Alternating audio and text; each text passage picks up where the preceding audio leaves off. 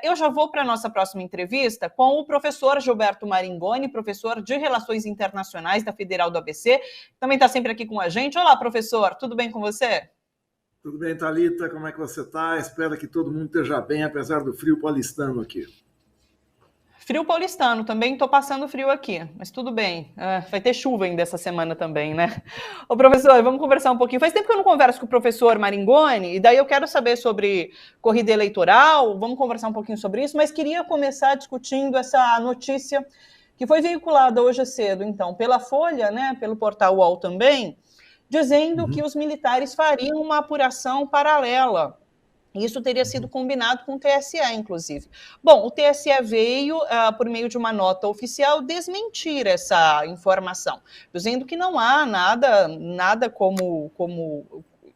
relação a um acordo com as Forças Armadas, que essa apuração, inclusive essa novidade dos boletins eletrônicos ali das urnas, é acessível para qualquer um, não é algo que está sendo colocado somente para as Forças Armadas, é disponível para qualquer um. Esses portais, a Folha e o UOL, não desmentiram essa informação, mas a reportagem toda, se a gente dá uma lida, ela é construída com vozes em off, né? A gente não sabe quem são essas pessoas que estão falando pelas Forças Armadas. E eu já tinha discutido isso com você, inclusive, né, professor? Que sempre quando as Forças Armadas se pronunciam de alguma forma, é isso, é por off, a gente não sabe bem ao certo quem é a pessoa ali que está dando a informação. Então eu queria te ouvir sobre esse processo todo e o que está rolando em relação às Forças Armadas e Tribunal Superior Eleitoral. Não, Thalita, essa notícia que foi veiculada pelo UOL e pela Folha foi muito estranha. Hoje pela manhã, acho que ela foi na primeira hora, ela saiu, porque dava conta que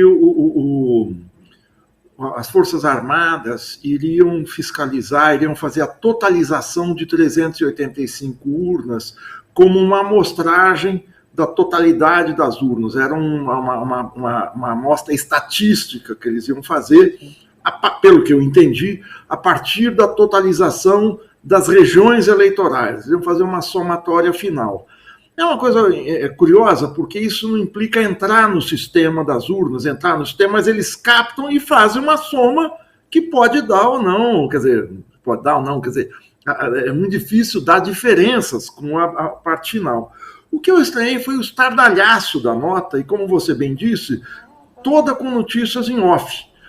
Primeiro, o estranhamento se dá o seguinte: o presidente anterior do TSE, o ministro Edson Fachin, já tinha dito, já há 2 meses, em junho, que eleição estaria a cargo de setores desarmados, ou seja, não é coisa de militar. Militar não tem que se meter nisso, não está no papel constitucional das Forças Armadas fiscalizar eleições. Eles têm no máximo de fiscalizar a fronteira, fiscalizar a soberania brasileira, não tem que se meter em política, não tem que se meter nesse tipo de coisa.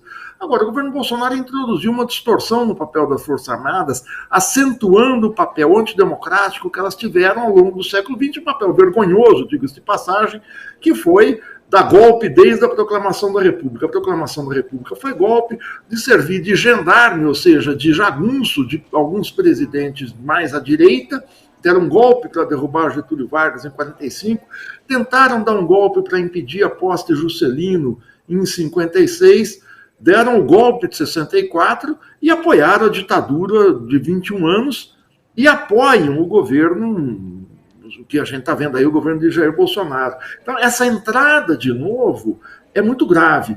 Agora, isso se acentua pelo seguinte: as Forças Armadas não são uma instituição neutra.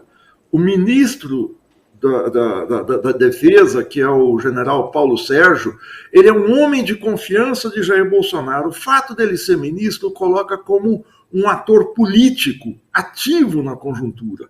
Ou seja, ele tem parte, ele é parte do governo. Então, é como se um dos candidatos, através de um ministro, entrasse na disputa eleitoral, forçando a mão para além da participação política das Forças Armadas. Mais tarde, logo depois, o Globo soltou esse desmentido com a nota oficial do TSE, em que o TSE recoloca a posição anterior do ministro Fachin, que é seguida pelo seu sucessor, o ministro Alexandre de Moraes. Espero que isso tenha dirimido essa dúvida nessa situação que é mais uma tensão que as Forças Armadas, que o governo Bolsonaro, na verdade, coloca diante da desvantagem que o candidato extremista da extrema-direita tem nessas eleições, nas últimas pesquisas.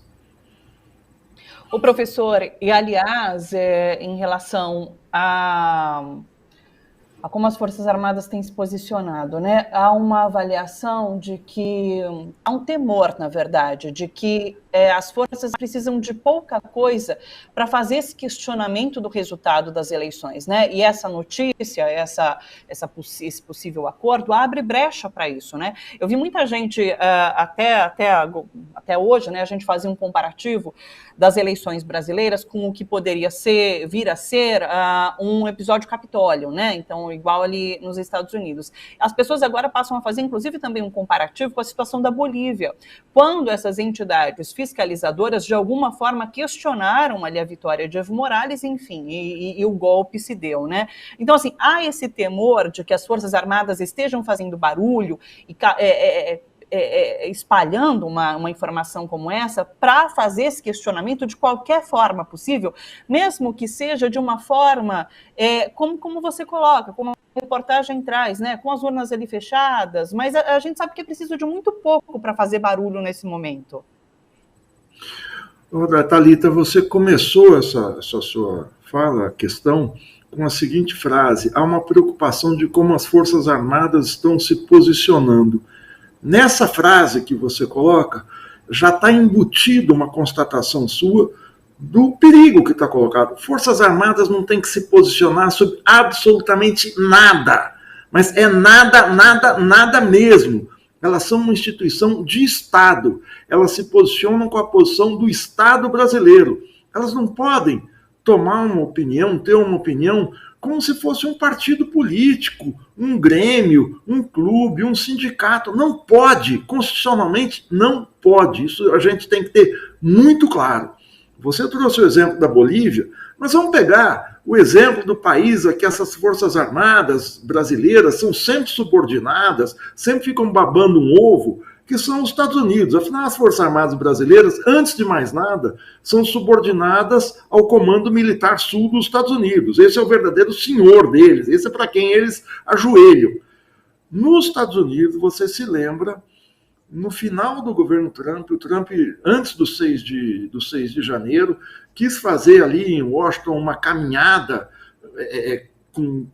claramente golpista, e ele estava acompanhado do seu, se não me engano, do secretário da Defesa, do comandante-em-chefe das Forças Armadas.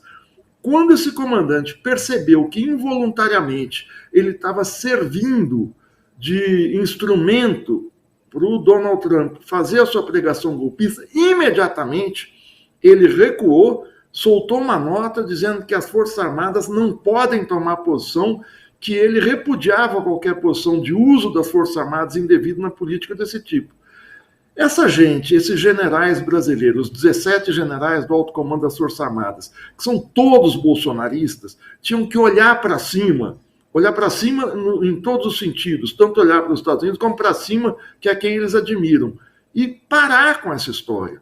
Aliás, há 1 mês e meio, 2 meses, na reunião dos ministros da Defesa, dos secretários da Defesa, no Rio de Janeiro, a reunião dos secretários da Defesa de todas as Américas, do ministro da Defesa, o secretário da Defesa americano veio aqui falar que as Forças Armadas não entram na política, tem que garantir o jogo democrático. E ponto. Então, é o que eles estão fazendo, o que o general Paulo Sérgio faz, o que o presidente Bolsonaro faz, é um desvio de função inconstitucional das Forças Armadas. É algo inimaginável num país sério, num país democrático. Isso é coisa de republiqueta.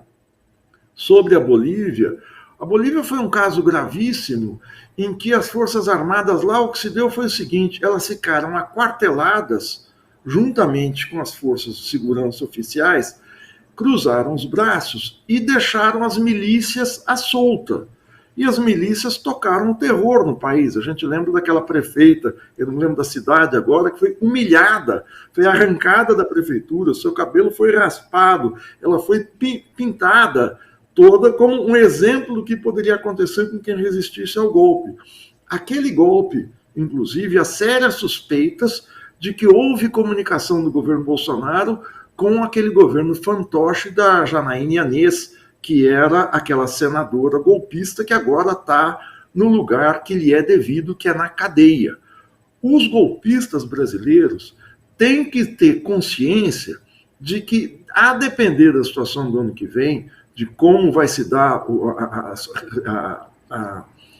a solução final não, isso é uma expressão muito ruim, mas a situação final pós-eleitoral, dependendo de quem é, eles vão parar nas barras dos tribunais e podem ir para a cadeia, que o que eles estão fazendo é algo ilegal.